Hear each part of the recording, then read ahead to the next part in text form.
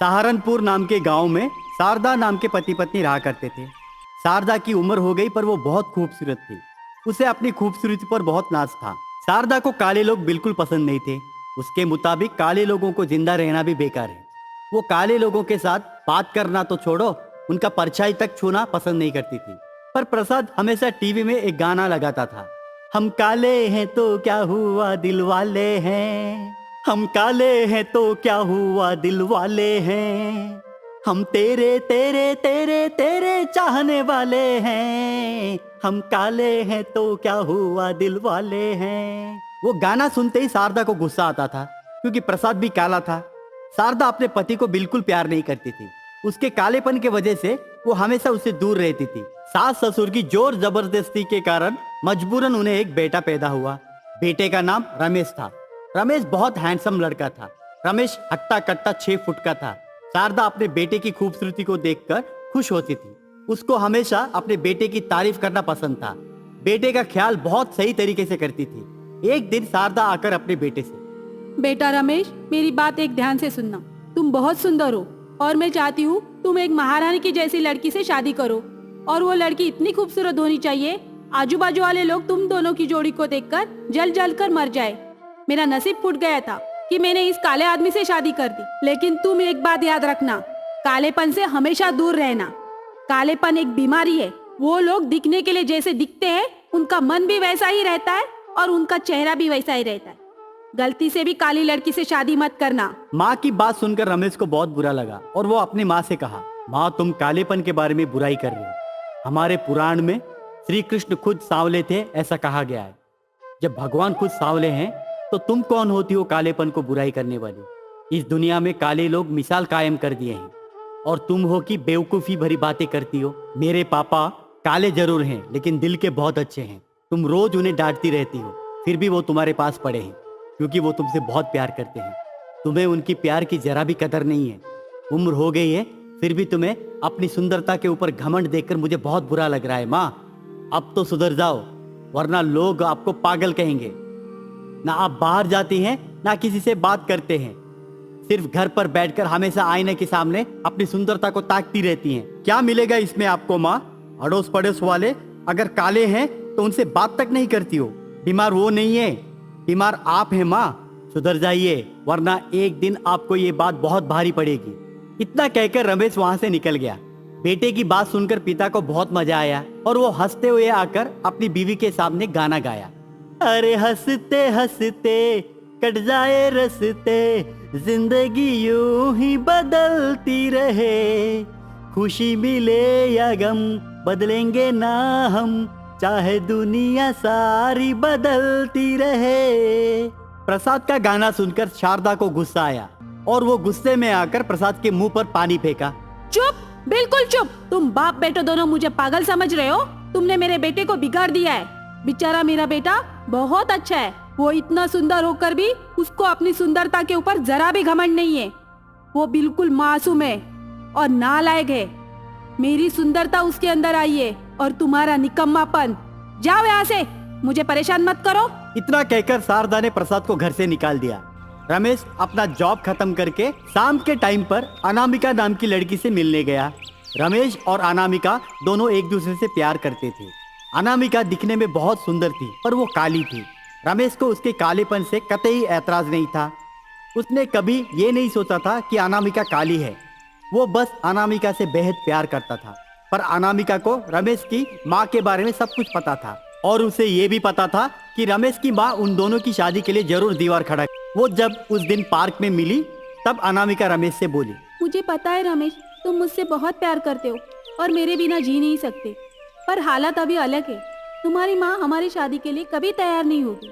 अगर तुम शादी करके मुझे अपने घर भी लेकर गए तो वो जहर खा के मर जाएगी या फांसी लगाकर, पर मुझे वो कभी स्वीकार नहीं करेगी। मेरी बात मानो, कोई अच्छी सी लड़की देखकर तुम मुझसे शादी कर लो। मैं किसी और से शादी कर लूंगी। मैं सिर्फ तुम्हारी हूँ और तुम्हारी ही रहूंगी, पर हमारी शादी नहीं हो सकती। मेरी वजह से तुम्हारे घर में झगड़ा हुआ तो मुझे पसंद नहीं है। मैं यकीन के साथ बोल सकती हूँ तुम्हारी माँ शादी के लिए कतई तैयार नहीं होगी। तुम अपना मन बदल लो। शादी तो मैं तुमसे ही करूंगा, चाहे उसके लिए मुझे मेरी माँ को ही क्यों ना छोड़ना पड़े। तुम्हें पता नहीं है अनामिका, मेरी माँ बीमार है। उसको कालेपन से नफरत करने की बीमारी है। उसको सिर्फ सुंदर लोग पसंद है। इंसान के मन के अंदर जो है उसे वो कभी नहीं देखती है। मेरे पापा इतने अच्छे हैं, कितना प्यार करते हैं मेरी माँ से। आज तक उसने मेरे पापा को एक बार भी प्यार से बात नहीं की, हमेशा डांटती रहती है। उन्हें एक कीड़े मकोड़े की तरह देखती है। मैं मेरी माँ से बिल्कुल प्यार नहीं करता। तुम्हारे लिए मैं अपना घर भी छोड़ने के लिए तैयार हूँ। तब अनामिका रमेश से बोली, यह गलत बात है रमेश। मेरे लिए तुम अपनी माँ को छोड़ना मुझे पसंद नहीं है। मैं तुम्हें त्याग सकती हूँ, पर तुम्हें गलत करने से नहीं देख सकती। माँ जैसी भी हो, माँ होती है। वह तुमसे बहुत प्यार करती है। ऐसे नहीं बोलते। मेरी बात मानो और किसी लड़की से शादी कर लो। हम दोनों शादी करेंगे तो वह कभी नहीं मानेगी। इतना कहकर अनामिका वहां से निकल गई। अनामिका जाने के बाद रमेश सोच में पड़ गया। अब अनामिका धीरे धीरे रमेश को अलग करने की कोशिश में लगी रही। उसने अब रमेश से मिलना भी बंद कर दी, फोन उठाना भी बंद कर दी। रमेश अनामिका के प्यार में पागल हो गया। उसे अब करना क्या है समझ में नहीं आया। वो पागलों की तरह दाढ़ी बढ़ाकर दर दर भटकने लगा। एक दिन वो चलते हुए जंगल की ओर निकल पड़ा। जंगल में उसे एक साधु दिखाई दिया और वो साधु से अपने दिल की बात बताया। साधु सब सुनने के बाद जोर जोर से हंसा और हंसते हुए रमेश से कहा, बेटा रमेश, तुम सच बोल रहे हो। सुंदरता एक बीमारी है और उस बीमारी से झेलने के लिए बहुत तकलीफें उठाना होता है। एक बार सुंदरता की बीमारी किसी को लग गई, वो मरते दम तक नहीं मिटेगी। तुम फिक्र मत करो, मैं तुम्हें एक जादुई मेकअप किट दे रहा हूँ। ये तुम ले जाकर अपनी प्रेमिका को दो। याद रखना, उसे ये बोलना कि ये सूरज उगने से पहले लगाना होगा। सूरज उगने से पहले लगाएगी तो उसका कालापन गोरेपन में बदल जाएगा और उसका असर रात के ठीक 9 बजे तक रहेगा। लेकिन उस मेकअप किट को तुम दोनों के अलावा अगर कोई देखेगा, उसकी शक्ति हमेशा के लिए गायब हो जाएगी। जाओ, तथास्तु। रमेश भागते हुए अनामिका के पास गया और घटी सारी बातें बताया और वो अनामिका को जादुई मेकअप किट दिया। जैसे साधु ने कहा वैसे ही अनामिका शादी के दिन सूरज उगने से पहले उस मेकअप किट का इस्तेमाल किया और खुद आईने के सामने खड़ा होकर देखा तो अचंभा हो गई। बहुत सुंदर लगने लगी वो। रमेश और अनामिका की शादी धोखे से हो गई। अनामिका की सुंदरता को देखकर शारदा झूम उठी। उसकी गोरेपन की तारीफ करती रही। उसे अपनी बहू बहुत पसंद आई। वो दिन भर अपनी बहू के चेहरे की ओर देखती रही और उसकी तारीफ करती रही। सासू माँ की तारीफें सुनकर अनामिका पक जाती थी। कभी कभी उसे लगता था कि वो सच बता देगी, पर सच बताने के लिए हिम्मत नहीं होती थी। दिन बीतते गए। रोज शाम को 9 बजे से पहले वो अपने कमरे में चली जाती थी। ये बात शारदा को पसंद नहीं आई। शारदा को रात के 12 बजे तक नींद नहीं आती थी, तो उसके साथ गप्पे लगाने के लिए कोई नहीं था। वो अपने पति प्रसाद से बात नहीं करती थी और उसका बेटा उससे ठीक से बात नहीं करता था। अब वो बहुत बोर हो रही थी।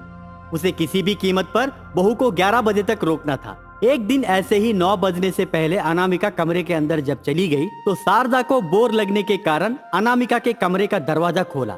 दरवाजा खोलते ही जब उसने अनामिका का असली रूप देखा, वो चिल्लाते हुए बाहर निकल आई और जोर जोर से रोने लगी। तब वहां पर प्रसाद आया। क्या हुआ श्रीमती, क्यों इतना चिल्ला रही हो? कोई काला आदमी तुमने देख लिया क्या? बताओ क्या हुआ? गाना गाते हुए अपनी बीवी से उसने पूछा। अरे वो हमारी बहू काली निकली। उसका गोरापन सच नहीं था। उसने हमारे साथ धोखा किया है। उसने हमारे बेटे के साथ धोखे से शादी की। अब भी क्या अभी उसे घर से निकाल दूंगी। प्रसाद जब अनामिका को देखा उसे बहुत पसंद आया और वो अनामिका के पास जाकर उसे आशीर्वाद दिया। अरे कलमुही, जिंदगी भर तो तूने मुझे ताना दे देकर मारा। अब बेचारी मेरी बहू के साथ अगर लड़ेगी तो मैं तुझे नहीं छोड़ूंगा। बहू काली है पर दिखने में कितना सुंदर है। तेरी कालेपन की बीमारी से तूने सबको मार दिया है। इस घर से बहू कभी नहीं जाएगी। अगर तू जाना चाहती है तो दफा हो जा घर से। अनामिका ससुर के पास आकर घटी सारी बात बताई। साधु के कहे मुताबिक अब वो जादुई मेकअप किट की शक्ति हमेशा के लिए गायब हो गई। अनामिका अब अपने असली रूप में उस घर में रहती थी। शारदा खाना पीना सब छोड़ दी। अनामिका के हाथों से बनाया हुआ खाना तक छूना उसे पाप लगता था। वो दिन रात भूखी प्यासी अपने कमरे में पड़ी रही। अनामिका उसको बहुत समझाने की कोशिश की, पर वो समझने के लिए तैयार नहीं हुई। रमेश भी उसको समझाने की कोशिश किया, पर बेटे से बात करना तक उसने पाप समझा। बिना खाए बिना पिए जब वो अपने कमरे में पड़ी रही तो कुछ दिन के बाद वो बीमार पड़ गई। वो बिस्तर पकड़ ली। पति और बेटा दोनों उसके पास नहीं गए। वो बेसहारा होकर उस बिस्तर पर पड़ी रही। कुछ दिन तक तो वो अनामिका को अपने पास नहीं आने दी, पर लाचार होकर एक दिन उसे बुलाई। बेटी अनामिका, मेरी मदद करो, मुझे ताकत नहीं है। मेरा पति और मेरा बेटा मुझे देखने के लिए भी नहीं आ रहे। तुम मेरी मदद करो बेटी। वो बात सुनकर अनामिका खुश हुई और अपने सास की सेवा खूब की और कुछ ही दिनों में सास ठीक हो गई। तब जाकर शारदा को एहसास हुआ कि कालेपन या गोरेपन से कुछ नहीं होता है, दिल साफ होना चाहिए। उसने अपने पति से माफी मांगी और बेटे से भी माफी मांगी और आखिर में जाकर अनामिका को भी गले लगाई। उस दिन के बाद उनके घर में खुशहाली ही खुशहाली थी। रायरंगपुर नाम के गांव में शारदा प्रसाद नाम के पति पत्नी रहा करते थे। वो मंदिर के बाहर फूल बेचा करते थे। बेचारे पति पत्नी दोनों मेहनत करके घर चलाते थे। उनका इकलौता बेटा रमेश मगर बहुत आलसी था। काम का नाम लेते ही वो पलंग से उठता नहीं था। दोपहर के 12 बजे तक सोता था। 12 बजे उठकर चाय पानी नाश्ता करके फिर से सो जाता था। फिर शाम को उठकर दोस्तों के साथ देर रात तक आवारागर्दी करके घूमता था। उसका लक्षण देखकर माँ बाप दोनों परेशान होते थे। बाप अपने बेटे से बहुत प्यार करता था, इसलिए वो अपनी पत्नी को बेटे को डांटने के लिए मना करता था। बहुत पूजा पाठ करने के बाद आखिर में जाकर ये लड़का पैदा हुआ, इसलिए हद से ज्यादा प्यार करता था। लेकिन शारदा को बेटे के ऊपर बहुत गुस्सा आता था। उसके बेटे की उम्र के लड़के कामकाज करके घर बसा लिए, जिंदगी में क्या करेगा उसका कोई लक्ष्य भी नहीं था। ये बात लेकर माँ को बहुत गुस्सा आ रहा था। वो सोए हुए अपने बेटे को उठाकर डंडे से खूब पीटा और मार मार कर बेटे को उठाती है और गुस्से में बोलती है, नालायक, शर्म नहीं आती? दोपहर के 12 बजे तक सो रहा है। तेरी उम्र के लड़के देख, काम धंधा करके घर चला रहे और तू है कि पलंग पे टांग फैला के सोया है। शर्म नहीं आती? तुम्हारे पिताजी बूढ़े हो गए, फिर भी वो मेहनत कर रहे। उनकी वजह से ही तू बिगड़ गया है। वो अगर तुझे सर पे चढ़ा के नहीं रखते तो ये नौबत ही नहीं आती। आज के बाद तू दोपहर के 12 बजे तक सोते हुए दिखाई दिया तो तुझे धक्के मार के घर से निकाल दूंगी। चल उठ, काम पे चल। रमेश माँ की बात को मजाक में उड़ा दिया और वो हंसते हुए बोला, अरे ओ माँ, तुम मारती हो तो मुझे गुदगुदी होती है और तुम डराती हो तो मुझे लगता है कि तुम मुझसे प्यार करती हो। क्यों बेकार में अपना दिमाग खराब कर रही हो? तुम चाहे लाख मुझे मना लो, मैं तो सुधरने वाला नहीं हूँ। तू डांट डांट के थक जाएगी पर मुझ में कोई बदलाव नहीं आएगा। मुझे भाग दौड़ भरी जिंदगी पसंद नहीं है माँ। मैं तेज दौड़ सकता हूँ और मुझे इस दुनिया में सबसे तेज भागना है और मुझे सबको हराना है। तुम मुझे कभी समझ नहीं पाओगी माँ। जाओ, मुझे परेशान मत करो, मैं सोता हूँ। मैं सपने में खुद को दौड़ते हुए देखकर बहुत प्रसन्न होता हूँ। तुम अभी जाओ, जाकर अपना काम संभालो, फूल बेचो, पैसा कमाओ, घर संभालो, मुझे खाना खिलाओ। आगे जाकर मैं तुम्हें बहुत कुछ दूंगा। मेरी तुम चिंता मत करो माँ। बेटे की बात सुनकर उसे बहुत बुरा लगा और सोचते हुए काम पर गई। काम पर जाकर अपने पति से सब कुछ बताई।